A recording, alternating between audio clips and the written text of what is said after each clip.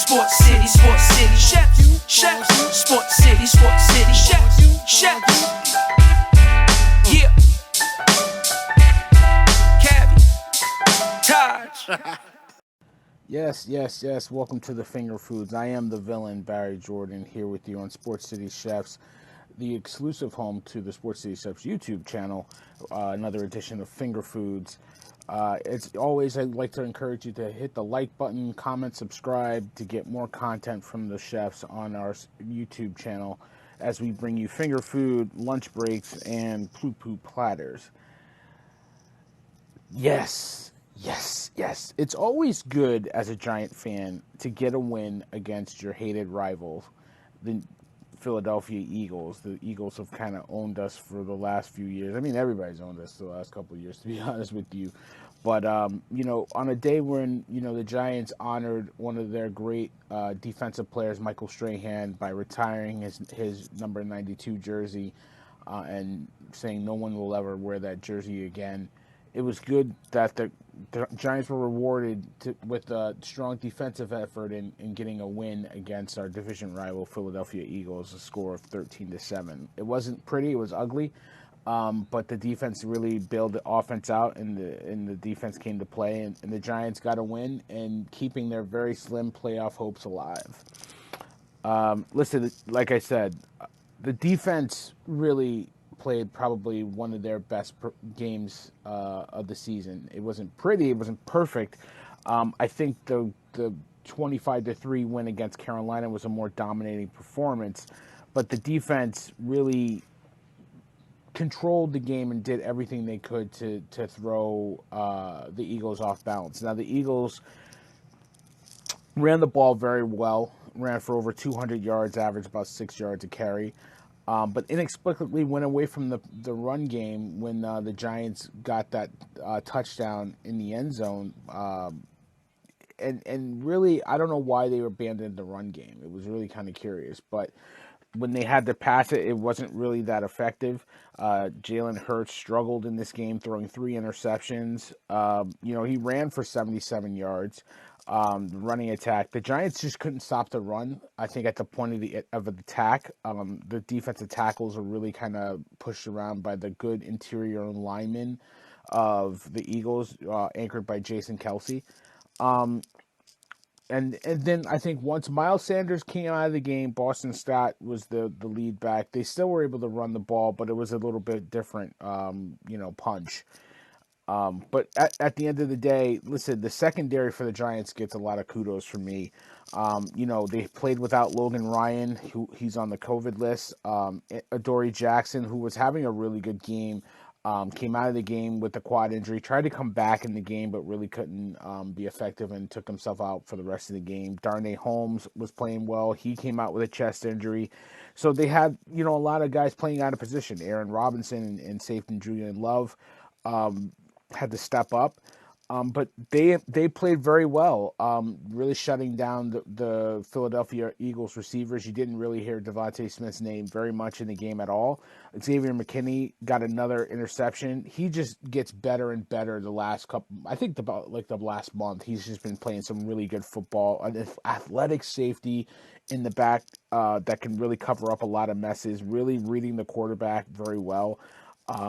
Julian Love coming up with the big fumble recovery late in the game. So the secondary just, forcing turnovers, 3 interceptions. They really just played a really inspired football game. Getting turnovers were key. The Giants were about to give up another touchdown to close the first half. Tay Crowder stepped in front of Julian Hurts pass and intercepted it, and fumbled it out of bounds. But I mean, effectively ended the half. The Giants got their first shutout of the first half for the season. Really bad play by Hurts. Really, take the points, throw it away, get the points instead of forcing it to try to get everything in one shot. So it was really a bad play. But give Crowder credit. He stepped up and stepped in. Like I said, the defense got kind of pushed around at the point of attack, giving up, I think it was 208 yards rushing. But you know what? When they had to make a play on the run game, that's how the Eagles got back in the game. They went back to the run, doing a little RPO, dive options, and Hurts was able to reel off some 10, 15-yard runs. But when they needed a play, Dalvin Tomlinson forced a Boston Scott fumble that was recovered by Julian Love and got the Giants the ball back. So, kudos to the defense. They played really well. The offense, same of everything. I mean, new offensive coordinator Freddie Kitchens taking over for much maligned Jason Garrett. It just didn't make much of a dent yet. I mean, they only mustered 13 points. You're not going to win a lot of games scoring 13 points. But they did because the defense bailed them out. I saw a little bit of life, a little bit of creativity, but not enough.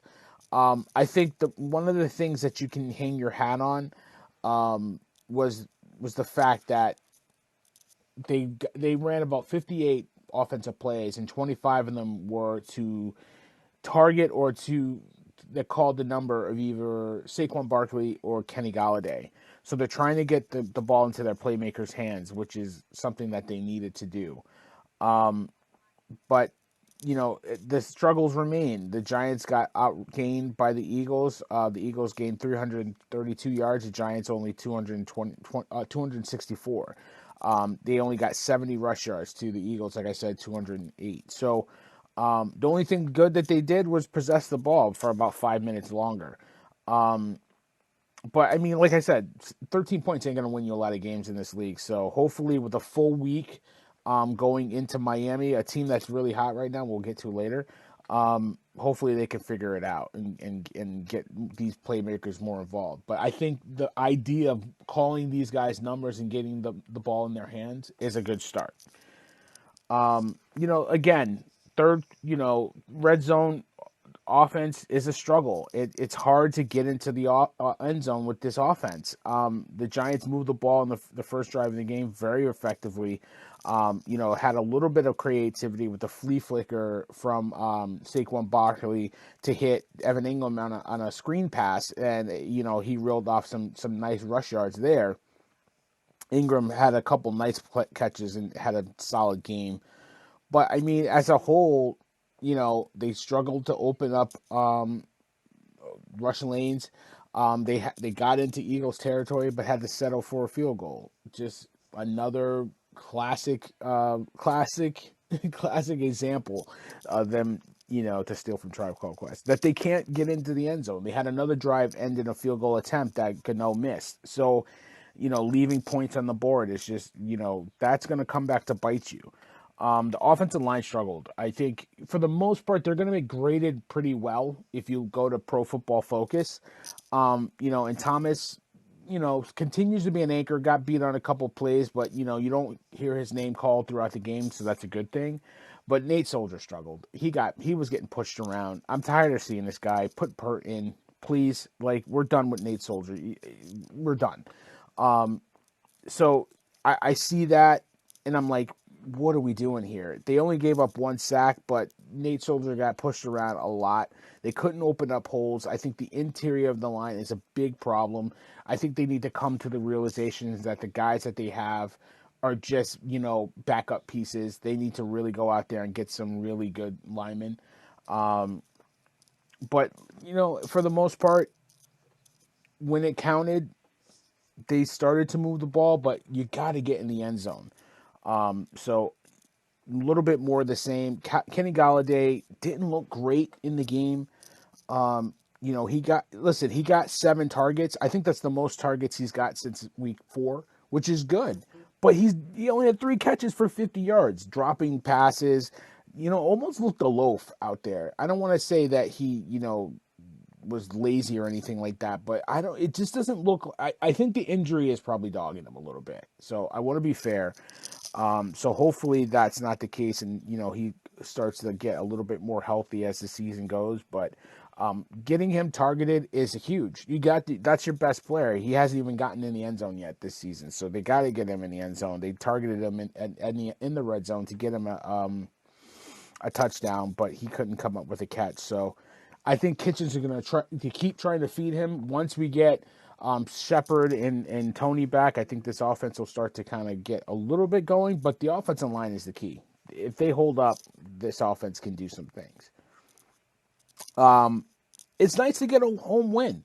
At the end of the day, the Giants, this is their third win at home. They're 3-3 at home. They got a couple more home games against division opponents. But, listen, they got their third consecutive home game win. Longest home streak since the last time we made the playoffs, which was 5 years ago. I think the last time we won 6 straight games at home. So winning at home is huge for us. We got to keep protecting our home field. So you got a game against the Cowboys at home that maybe a month ago didn't look winnable. Now you never know. And then they got the Washington football team. So Giants are 4-0 at home against division opponents. It's a good streak for Joe Judge to have. 4-0 under Joe Judge. So let's keep protecting home. Get 2 home wins. We need to get some more wins if we're going to make a serious run at this thing. But protecting at home, especially when you're honoring one of our greats. I think, the last time we did the Falcons game, we didn't protect home. But, you're honoring people. You got guys in the stands. I think it was great to, not have Eagles fans in the house invading our stadium when we're honoring Michael Strahan. So home wins, that's the key, and then stealing a couple on the road. But listen, for all the struggles that the Giants had on offense, I think the fourth quarter drive was key, and they only came up with a field goal, but it was a really critical drive to keep the defense off the field, give them a break, because the Eagles were starting to gash us on runs, starting to beat us up a little bit. But they moved the ball 70 yards. They started deep in their territory. Got a big, first down on a 3rd and 2. Not a 3rd and 2. I think it was a 3rd and 8 or 3rd and 7. Got an 18-yard catch from Galladay. Probably his biggest catch of the game. They possessed the ball for 7 minutes, over 7 minutes, a 10-play, 70-yard drive. Ended in a field goal, but it was a critical drive. They had some nice runs from Daniel Jones. They had a couple nice plays from Barkley to keep the drive moving, get first down. So that's all you needed to do.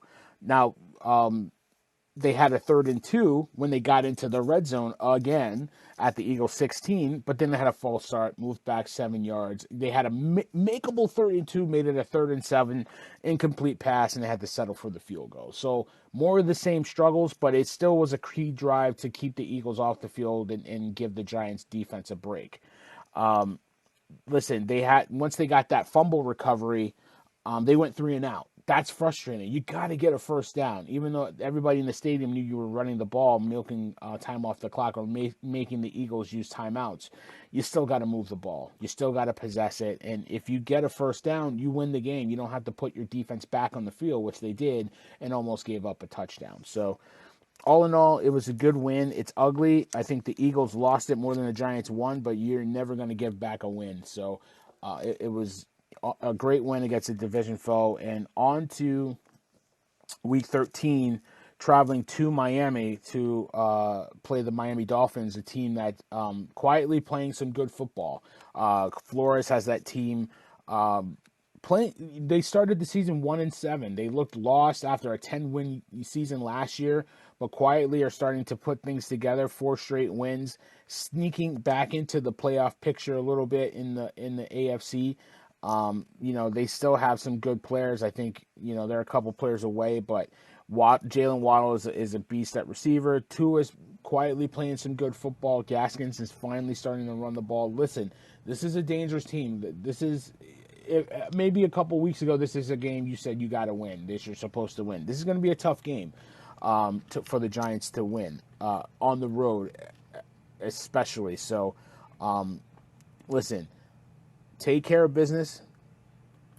You got to get this win. If you want to make a real push in for the playoffs, a realistic push, this is a game you got to win. The line is at -3, so Like I say, anytime you have you're on the road and you're -3, it's almost a push. It's kind of close. But listen, the Dolphins struggle on offense, but they've been scoring points lately.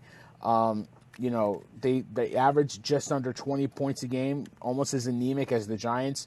But their last wins against the Texans, they had a good win against the Ravens, and last week against the Panthers where they put up 33, where Cam Newton had an atrocious performance. So this is a game you got to get if you want to be serious and you really want to get it back into the playoff picture. But thank you for listening to Finger Foods. We got shows all week. We'll have the NFL free-for-all on Tuesday. We have the Callers Cookout on Wednesday, the basketball, the Crossover Cafe, crossover with Dave and company. So shows all week, doing a lot of great things. Like I said, hit the like button, subscribe, share, so that you get more content from us. And listen to the chefs. They're doing a lot of good stuff all week. The Sunday brunch with TP Timeless, our flagship show. So make sure you check that out on Sundays. And like I always say, tell a friend to tell a friend. This is Chefs again. If you don't know, now you know. Sports City, chefs, Sports City, chefs, yeah. Cabby, Taj.